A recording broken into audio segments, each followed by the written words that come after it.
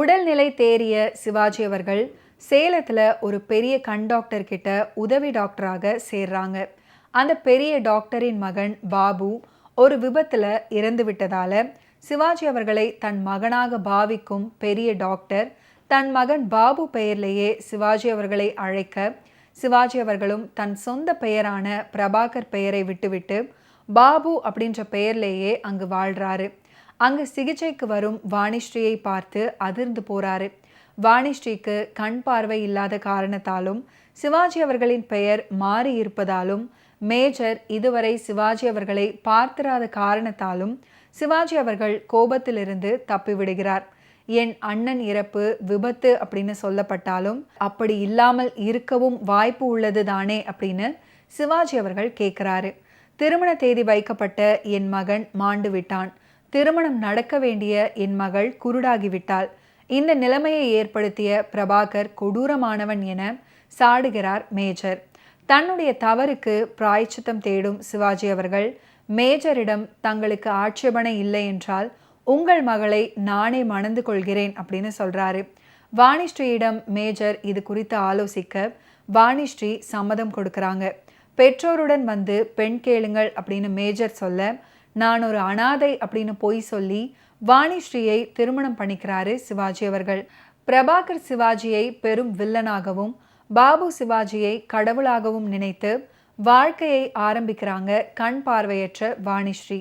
வாணிஸ்ரீயின் அலமாரியில் இன்னும் முத்துராமன் எழுதிய அந்த கடிதம் பிரிக்கப்படாமல் இருப்பதை சிவாஜி அவர்கள் பார்த்து அது என்ன அப்படின்னு மனைவி வாணிஸ்ரீ கிட்ட ஒன்றும் தெரியாதவர் போல கேட்குறாரு.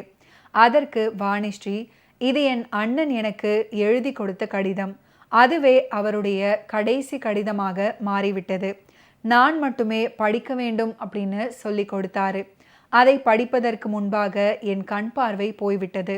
எனக்கு கண் பார்வை திரும்பியதும் நான் செய்யும் முதல் வேலை இந்த கடிதத்தை படிப்பதுதான் அப்படின்னு சொல்றாங்க. சிவாஜி அவர்களுக்கு அதிர்ச்சியாய் இருந்தது. விளையாட்டாக எழுத சொன்ன கடிதம் இப்போ விபரீத முடிவில் அல்லவா கொண்டுவிடும் அப்படின்னு பதைக்கிறாரு. தான் பிரபாகர் அப்படின்னு அறிந்து கொள்வாளோ என துடிக்கிறாரு. அதை வெளிக்காட்டாமல் பழகுகிறார். வாணிஸ்ரீக்கு கொடுக்கப்பட்ட சிகிச்சை நன்கு பலனளித்து ஒரு ஆபரேஷன் பண்ணா போதும் கண் பார்வை வந்துவிடும் அப்படின்ற நிலையில் சிவாஜி அவர்களின் பெரிய டாக்டர் அந்த ஆபரேஷனை வல்லுநர் சிவாஜி தான் செய்ய முடியும், செய்ய வேண்டும் அப்படின்னு சொல்கிறாரு. ஆனால் அதற்கு சிவாஜி அவர்கள் மறுக்கிறாரு. எல்லோருமாய் சேர்ந்து சிவாஜி அவர்களை வற்புறுத்தினாலும் பின் விளைவுகளை எண்ணி சிவாஜி அவர்கள் மறுக்கிறாரு. தனக்கு கண் பார்வை தரும் ஆபரேஷனை கணவர் சிவாஜி செய்தால் செய்யட்டும், இல்லைனா குருடியாகவே இருந்து விடுகிறேன் அப்படின்னு வாணிஸ்ரீ பிடிவாதம் பிடிக்க ஒப்புக்கொள்கிறார் சிவாஜி அவர்கள். ஆபரேஷன் வெற்றியடைந்து கண் பார்வையை திரும்ப பெறாங்க வாணிஸ்ரீ.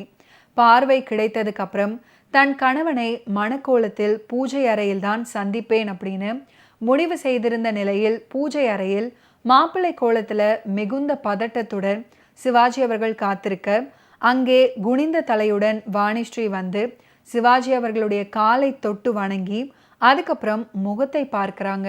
அதிர்ந்து போகிறாங்க. பிரபாகரா நீங்க பாபு பெயர்ல என்னுடைய கணவர் அப்படின்னு கோபிக்க, நான் தான் குற்றவாளி, நான் தான் உன் அண்ணனை கொன்றேன், உன் கண் பார்வையை பறித்தேன், உன்னை ஏமாற்றி திருமணம் செய்து கொண்டேன், எல்லா தப்பும் என்னுடையதுதான், அதற்கு ஆதாரம் உன் கையில் இருக்கும் உன் அண்ணனின் கடிதம், நானே என் தண்டனையை தேடிக்கொள்கிறேன், ஆனால் போட்ட பந்தயத்தில் மட்டும் வென்று விட்டேன், அந்த மோதிரத்தை கொடுத்து விடு அப்படின்னு குலுங்குகிறார் சிவாஜி அவர்கள்.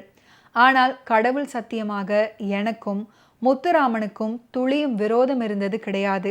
பந்தயத்துக்காக நாங்கள் போட்ட வேஷம் அது. ஆனால் அதை நான் நிரூபிக்க அவன் உயிரோடு இல்லையே அப்படின்னு அழுகிறார். அப்போது வாணிஸ்ரீ, நான் அந்த கடிதத்தை படித்து விட்டேன். ஆனால் அதில் ஒரு பின் குறிப்பு என் அண்ணன் எழுதியிருக்காரு. அதில் இந்த கடிதமே சிவாஜி அவர்கள் சொல்லிதான் எங்களுக்குள் பெரும் சண்டை என பொய்யாக எழுதியிருக்கிறேன். இது உண்மை அல்ல. உன்னை பந்தயத்தில் ஜெயிப்பதற்காக சிவாஜியின் திட்டம் இது. இப்படி காட்டுறாங்க வாணிஸ்ரீ. போன உயிர் திரும்பி வந்தது போல சிவாஜி அவர்கள் நிம்மதி காட்டி மகிழ்ந்து போறாரு. எல்லாம் சுபமாய் முடிகிறது. ஆகஸ்ட் 8ஆம் தேதி நிறைகுடம் ரிலீஸ் ஆனது. இந்த படம் வெளியான கொஞ்ச நாள்லேயே செப்டம்பர் 5ஆம் தேதி ஏசி திருலோகச்சந்தர் இயக்கத்தில் சிவாஜி அவர்கள் 3 வேடங்களில் நடித்த தெய்வமகன் திரைப்படம் வெளியானது. ஏற்கனவே சிவாஜி அவர்கள் முதன் முறையாக 3 வேடங்களில் நடிக்கும் விஷயம் பரவலாக செய்தியாகி இருந்ததால இந்த படம் குறித்தே எங்கும் பேசப்பட்டது. படம் வெளியாகி மிக பிரம்மாண்டமான வெற்றியை பெற்றது. இதுக்கப்புறம் சிவாஜி அவர்களின் நண்பரும் நடிகரும் தயாரிப்பாளருமான கே பாலாஜியின் தயாரிப்பில் KR விஜயாவுடன் சிவாஜி அவர்கள் நடித்த திருடன் திரைப்படம் அக்டோபர் 10ஆம் தேதி வெளியானது. இந்த திரைப்படத்தை ஏசி திருலோகச்சந்தரே இயக்கியிருந்தார். இதுக்கப்புறம் நவம்பர் 9ஆம் தேதி இயக்குனர் ஸ்ரீதர் இயக்கத்தில் சிவாஜி அவர்கள் காஞ்சனா நடித்த சிவந்த மண் வெளியானது.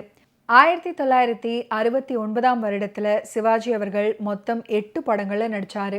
அதில் அன்பளிப்பு, திருடன், தெய்வமகன் அப்படின்னு 3 படங்களை ஏசி திருலோகச்சந்தர் இயக்குனார். ஓகே வியூவர்ஸ், இன்னைக்கு நிகழ்ச்சியில் நடிகர் திலகம் சிவாஜி கணேசன் அவர்களுடைய ஃபிலிம் கெரியரில் நடந்த பல இன்ட்ரெஸ்டிங்கான விஷயங்களை நம்ம பார்த்து தெரிஞ்சுக்கிட்டோம். மீண்டும் அடுத்தடுத்த எபிசோட்ஸில் சந்திப்போம். நன்றி, வணக்கம்.